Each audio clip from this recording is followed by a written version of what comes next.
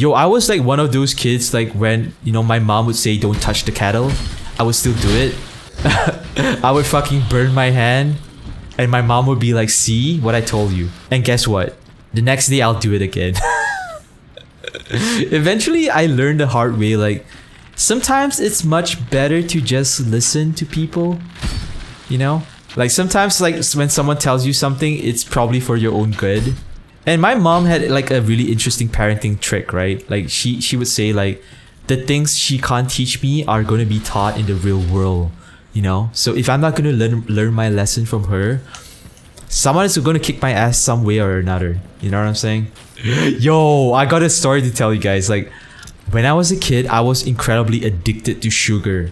Do you know those sugar cubes that you would add to your tea? You know, like those English sugar cubes, but they're not the ones that are easily dissolvable.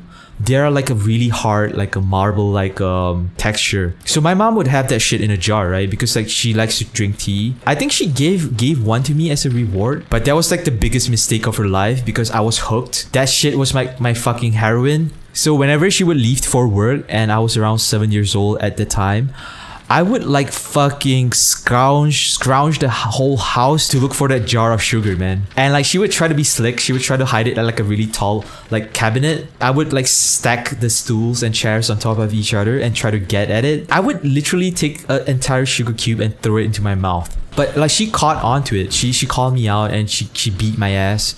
And she warned me, man, not to eat sugar again because like she knows sugar is really bad for kids. But I still wanted it, so I still went for it.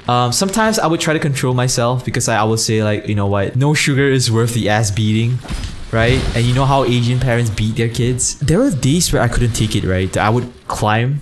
It's like fucking like I was Wanda in Shadow of the Colossus because the stools were balanced precariously on each other and they were like, it looked like it was about to topple over, man. And there was a time I actually fell. You know, I bruised myself pretty bad. So what I would do is like, in order not to get caught, because I know my mom would like check the sugar glass, I would take a sugar piece one at a time and lick it. I'll lick the sugar cube like a couple times. And once I'm kind of like satisfied, I would put it back. This is me as a kid, not knowing that germs exist. Joseph, my friend, used to steal those from the kitchen and we sit in this room and eat them like potato chips. Yo, it's a kid's thing, man. I don't know what's the deal with kids and sugar, you know?